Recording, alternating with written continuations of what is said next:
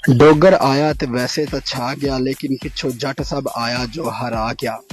आज हम हजरत बाबा अब्बास रजी अल्लाह तआला अन्हु के दरबार पर हाजिरी के लिए पत्तों की शहर जा रहे थे, क्योंकि उनका सालाना उर्स मुबारक था जो 6 सितंबर को शुरू हुआ था।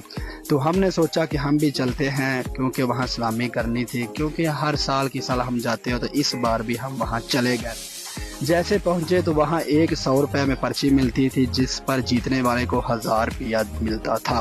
डोगर साहब को थोड़ा सा लालच आया, उसने कहा कि मैं भी ये कोर्स करूंगा। मैंने चलो आप भी कोर्स कर लो, लेकिन उसने थोड़ी देर के लिए तो छा गया। 2 मिनट बस लटकना था तो उसने 1 मिनट और 25 सेकंड में ही गिर गया।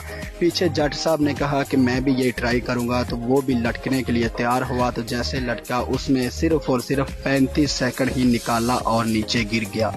जैसे ही हम दरबार शरीफ के अंदर गए तो चारों तरफ लाइटिंग लगी हुई थी। लाइटिंग की वजह से खूबसूरती बहुत ज़्यादा हो चुकी थी। तो डोगर और साथ वालों दोस्तों को थोड़ा सा जोश आया तो उन्होंने नाचना शुरू कर दिया। नाचे इसीलिए थे कि चारों तरफ डोल ही डोल थे। उसके बाद हम दरबार शरीफ के अंदर गए, अंदर जाकर हाज़िरी दी। हाज़िरी देने के बाद हम बाहर आ गए तो बाहर का माहौल और ज़्यादा खूबसूरत लग रहा था। तो फिर हमें भूख महसूस हुई तो हमने चावल खाए। चावल के बाद हमने साथ ही वो हलवा बांट रहे थे तो हलवा भी खाया। हलवा खाने के बाद फिर थोड़ी देर और वहाँ गुजारे तो हम बहुत मज़ीद थक चुके थे। थक इसलिए गए थे क्योंकि वहाँ हम पैदल चले बहुत ज़्यादा थे।